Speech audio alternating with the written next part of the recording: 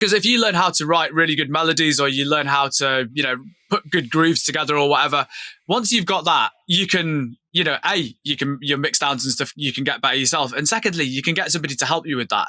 Whereas what you can't get someone else to help you with is coming up with good ideas. On my YouTube channel, we have a series called 5 Things Producers Need to Know. It's to help you younger producers, but basically it's kind of like advice you give your younger selves as well. And obviously the producer term is massive these days, from kind of DJing to producing to, it's very wide. So I thought I'd ask you your 5 things that producers need to know. So number 1. Yeah, we had a little sit down and sort of chat about this stuff, so we've kind of split it between the two of us rather than sort of waffling over one another as I tend to do.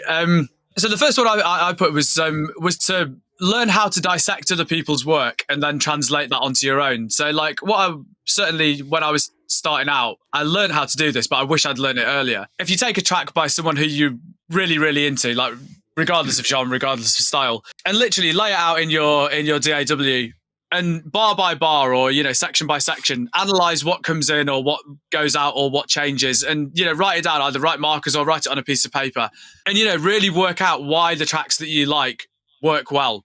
And then once you've done that, you can be like, okay, they removed that at the same time as they added that, or the melody that comes in after the break is slightly different from the melody before the break, whatever it may be. The more of that you do, the more tracks you analyze, the more you spot how other people do it well. And then you can translate that into your own music, and and hopefully then it then becomes second nature, and you don't have to think about it quite so consciously. But it's a great way to understand what makes people who are good. I would say that's a great one. Number 2. Okay, so I put down try not to compare yourself to other artists. I mean, this is more not just on the production side of things, but on the whole career side of things. Try not to focus too much on what other artists are doing, what other people are doing, what all the people around you are doing. Try to just focus on yourself. Try not to be too distracted.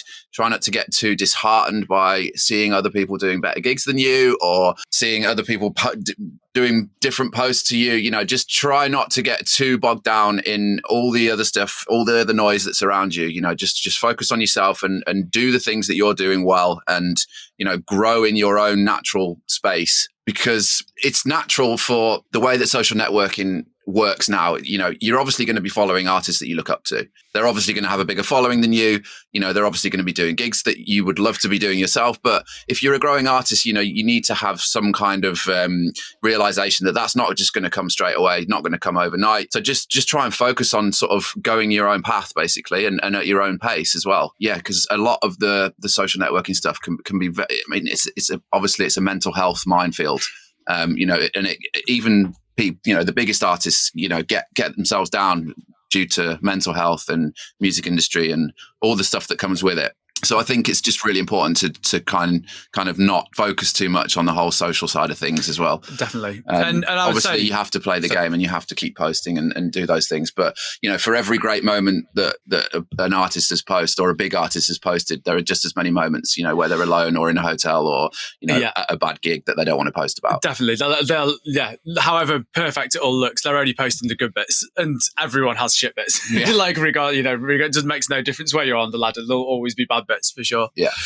And my second one, I'm kind of focused more on the production-y bits, was to just focus on good music and good ideas rather than obsessing too much over the production side of it. And this is something that I really did wrong for a really long time. So hopefully I can help somebody else out with it. But because if you learn how to write really good melodies, or you learn how to, put good grooves together or whatever, once you've got that, you can your mix downs and stuff, you can get better yourself. And secondly, you can get somebody to help you with that.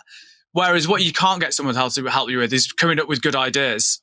So I would say, at the point where you've spent all afternoon EQing a hi-hat, or, going through synth presets or whatever, spend less time doing that and more time on writing melodies, or, if you're a songwriter, writing songs, or, just coming up with grooves. Just make musical ideas rather than getting too obsessive over the technical stuff. Because like I say, it's a mistake that I've made myself, and wish that I'd spent more time on different things when I was starting out, for sure. That's a great one. That's a really great one. Number 4. Number 4. Okay. Basically, this one was quite kind of simple, but just make sure you're doing it for the right reasons, make sure you're doing it for the music, make sure that you're really obsessing about music. And that's why you want to be in the music industry, because if you're not obsessed about music, then you probably shouldn't be in the music industry, or at least not as your main focus. You need to kind of want to search for music on a day-to-day basis, music that inspires you, music that makes you feel good. You want to just have music constantly in your life that makes you feel hungry and passionate about what you're doing. And if you don't have that, then music shouldn't necessarily be your main focus, your main career. Obviously everybody loves music. Everybody can have it as a hobby if they need to. But, I'd say just make sure you're doing it for the right reasons, and that every day, you want to focus on music to make that your main focus and your main creative outlet. Yeah, no, totally agree with that. That's working.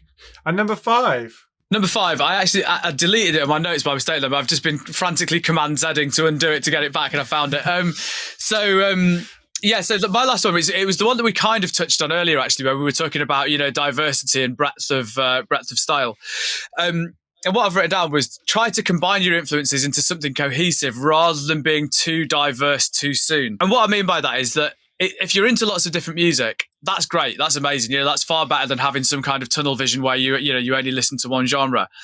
But if you as a new artist, if you put out a breakbeat track one week, a dubstep track the week after, a hard techno track the week after that, they might all be fucking great, but you're not going to build a fan base like that, because unfortunately not everyone is that open-minded when it comes to music. There's lots of people who really like hard melodic techno, and lots of people who only like dubstep with the biggest warpy noises in them.